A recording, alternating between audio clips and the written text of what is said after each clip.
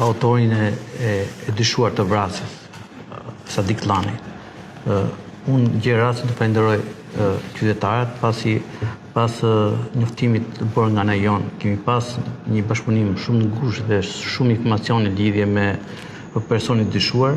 Për këtë arsye, siç e kemi bërë me dije dhe në vendngjarje, nga ana e Drejtorisë Vendore të Policisë Tiranë, është ngrit një grup duke pas parasysh të rrezikshmërinë e autorit të ngjarjes dhe pothuajse janë ushtruar mbi 20 kontrolle banesash, kryesisht në vendet ku ne kemi pas dyshime të arsyeshme dhe aktualisht vijon puna për kapjen e këtij personi